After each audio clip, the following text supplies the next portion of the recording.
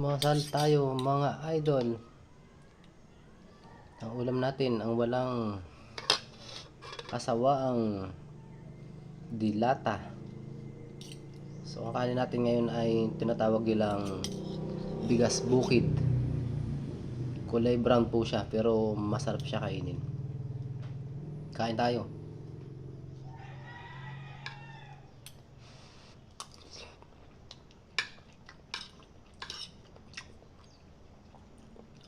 Ano siya? Maligat-ligat ang lasa niya.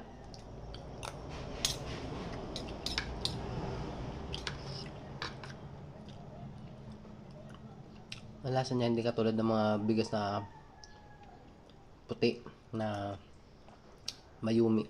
Siya medyo maligat siya. Para siyang mais na giniling.